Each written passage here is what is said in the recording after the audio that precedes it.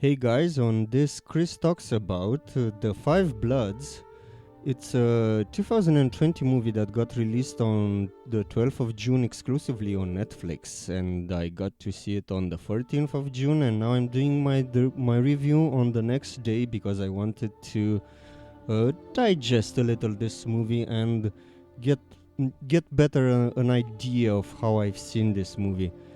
Um, the main plot of this movie is that four old soldiers that fought in the Vietnam conflict go back to the jungles of Vietnam at first glance to recover the body of their fallen fifth member of the Five Bloods, but also to recover some golden bars that they wanted to use as an exchange with the POVs from that time. And I have to say that this is the first overtly political movie that I've seen for some time now. You could feel that the director of this movie, Spike Lee being one of the directors that I've heard for many years about him. I never got to see his bigger movies like Malcolm X and Do the Right Thing. I think from looking at Spike Lee's IMDb web page, I saw that I only saw from him Jungle Fever with Wesley Snipes and if I remember well, Samuel Jackson, where he had that famous scene with Gator. And Spike Lee, from what I've known about him, he was always a person that wanted to transmit a direct message in his movies.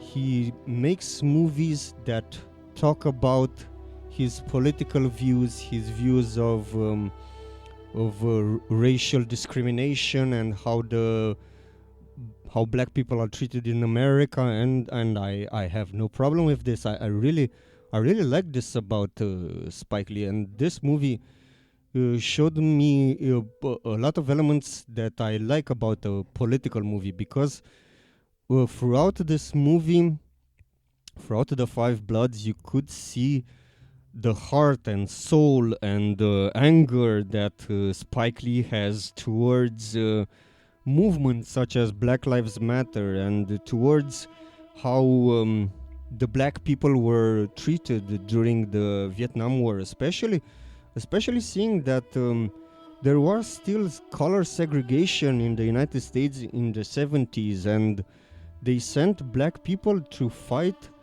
a war for the United States, for a country that treated them like second-class citizens, and they had to sacrifice their lives for a country that, after when they come back from the conflict, they were treated like people that were less under human beings. And that's very interesting. Also, I want to warn people that at the start of the movie and at some points during the movie, they kind of show real war footage and really gruesome pictures and footage that happen. So I want to warn people to be ready for that. There are short glimpses, but still, if you are disturbed to see real life violence that happened during a war, you might ask someone to tell you when to watch, or I don't know if that is a turn off for you, then maybe you're gonna skip this movie.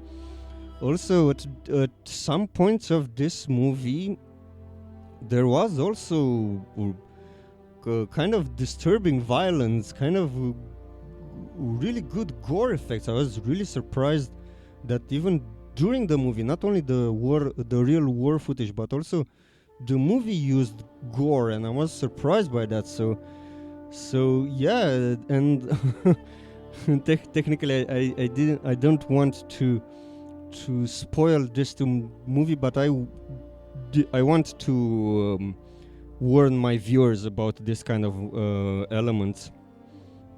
What also I really liked about this movie, I liked the transitions, because from time to time the movie starts from the present, but then it goes back to the past, and I really liked how they switched between the two timelines. They even used the classical framing from back in the 70s when they were in the past events, and they used modern framing when they were in the present events. And there is something special that happens when they get into the jungle, but I won't spoil to them, but to you guys, I want you to see it for yourselves.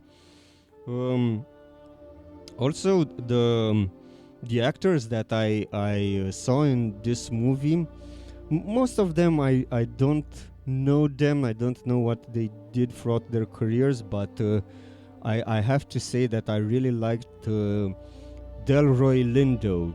Lindo, from what I've seen, he's been in movies from time to time, in here and there in other movies, but in this movie, he shows that he is an amazing actor, and he made this movie for me. I really liked him throughout the movie, and I hope that he gets an Oscar nomination for Best Actor or Best Supporting Actor. Although I think although I'd say that he is one of the main actors of this movie, so he should get a nomination at least for Best Actor. The other actors in this movie, also people know that you have Chadwick Boseman in this movie. Chadwick Boseman did his role really well. I really liked him through the movie. I'd say that he didn't do nothing special. I also liked to see Jonathan Majors in another movie. I know Jonathan Major from his previous 2019 movie, The Last Black Man in San Francisco, which I really recommend. You should also see The Last Black Man in San Francisco. That's a 9 out of 10 for me. The other actors from the Five Bloods, I don't really know them. I think I've seen movies that they were in them, but they did their job very well. They are good actors. Also, there was in the movie Melanie Fieri, which I liked. She's a great actress. Especially I liked her.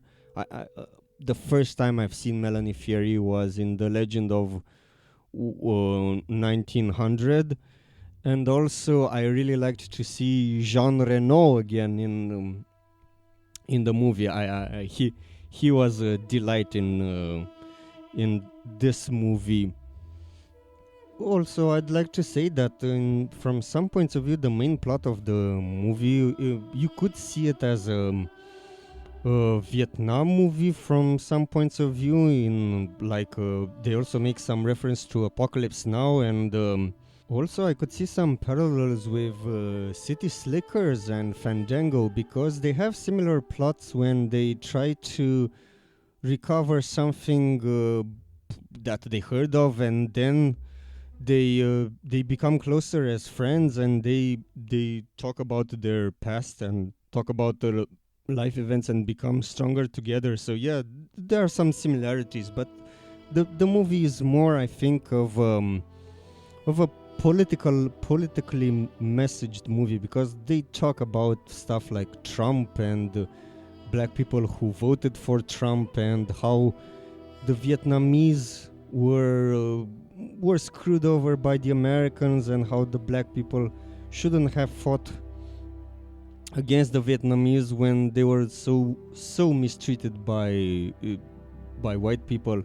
So yeah, the movie is more very, very overtly political, as I said before, and I have great respect for Spike Lee for doing that, because most movies try to make money and get as many people as possible to buy their movie, and they don't try to have that much of a strong message like this one has. They try to be more subtle, and sometimes you have to be more direct, I think, with your message. And and the soundtrack I really liked it.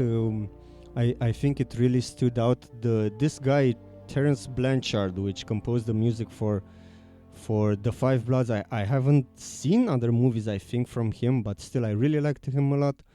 I'll say this again: Delroy Lindo stole this movie. This movie was made around him, and this I also I don't want to forget this. Other two things that I've observed about this movie. I also liked when they used the same actors from the present. They also used them in the events that were filmed back in the past. They didn't try to use younger actors or make them look younger with CGI. They used the same old actors. I really liked that because they presented the fact that these four guys survived the conflict, and the character of Chadwick Boseman, who didn't survive, he still remained youthfully. He still remained young in their memories. That's what I really liked. Also, a little criticism towards Spike Lee's use of his artistry, because as I said before, he used a lot of footage that was filmed back in the 70s that presented also Muhammad Ali when he was talking about the Vietnam War, and presented those some Vietnam War footage. I would have liked it when he presented those past events, that he would have tried more to emulate that film grain that you had back then. You could still see that it was digital, and I know that it's a movie and it's digital now, but if you want to go for that authenticity, in my opinion, he should have tried a little more to make that war footage, that past filming, to look better. And I also liked some of his stylistical decisions. When characters were hugging, I observed that he used like a double take. You could see them hug from two points of view. So yes, Spike Lee is a great director. You can see that this director has been in the game for some time now. There were some moments when the movie seemed a little, I don't know how to say this, unprofessional, basic. Yeah, sometimes it seemed basic, but most of the times the movie really worked for me. And I have to also warn you guys that this movie is 2 hours and 34 minutes, but I didn't had issues with it. I watched it in just one sit, and I really, really enjoyed it. I'll give this movie an 8 out of 10. Thank you for listening.